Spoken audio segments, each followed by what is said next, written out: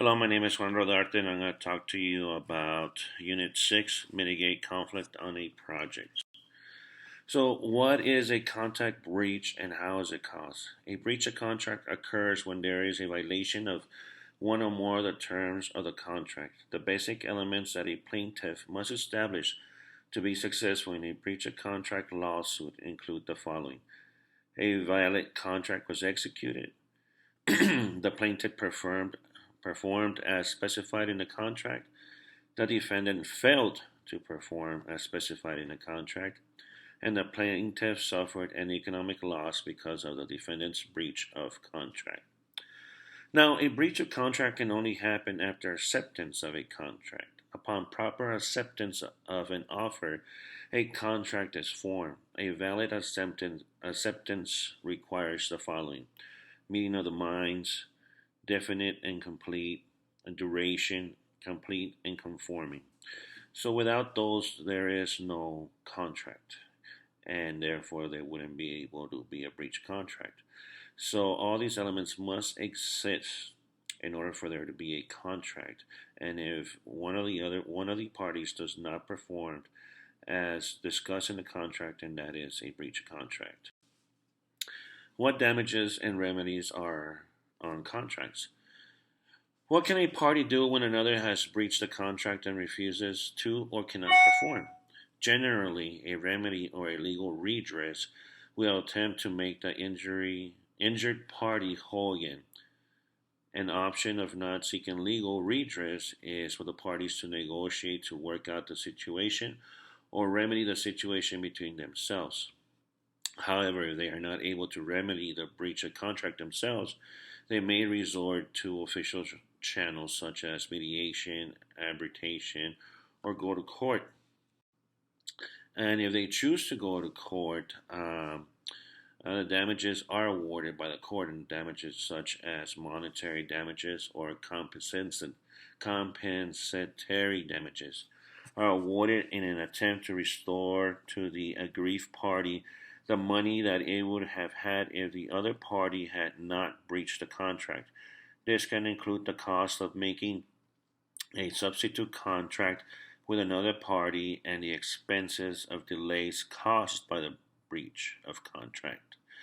General and consequential damages are those that can be expected to arise from a breach of contract. They are foreseeable and common in the circumstances.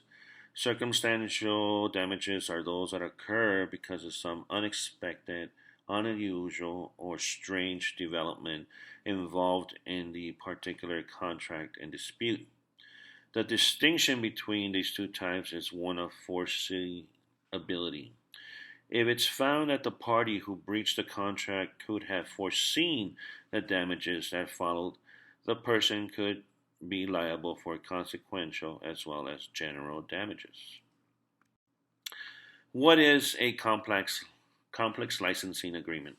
A complex licensing agreement is an agreement that involves multiple companies, different assets that are being licensed, certain reserved rights, licenses going to one company to another, taxes issues driving the complexity of the agreement, issues with key employees resisting the license agreement, and which may result in inside agreements being put in place.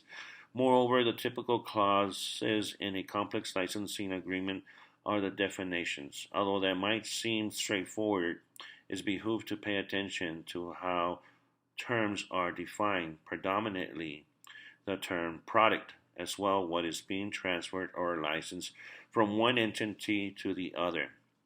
Does that include products for all indications, all fields?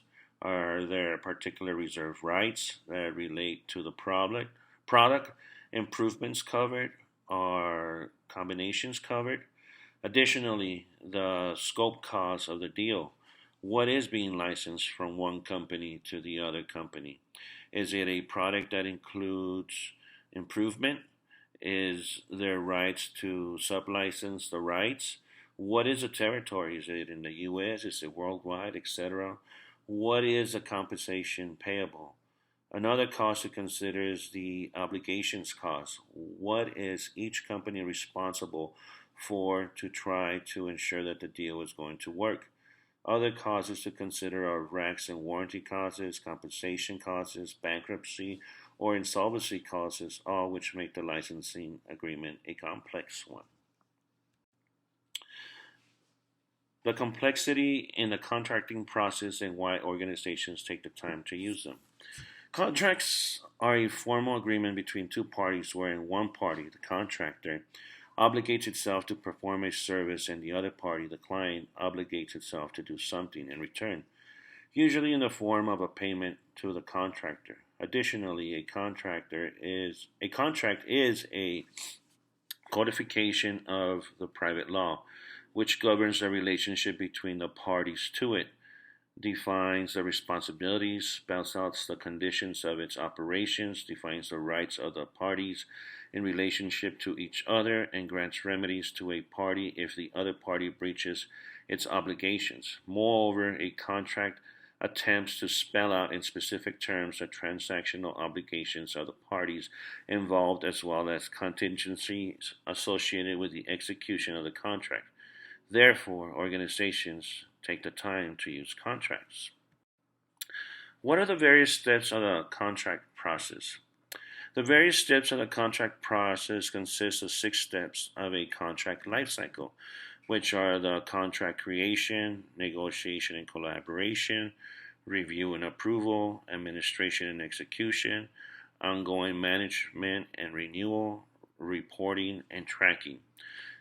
Steps 1 to 3 occur before the contract is signed, which is pre-signature, and 4 to 6 occur post-signature. Pre-signature activities involved everything from creating the contract to signing on the dotted line. Post-signature activities occur after the contract is signed and continue until either it's renewed or terminated. Here are my references. Thank you for your time. I hope you enjoyed this video. Goodbye.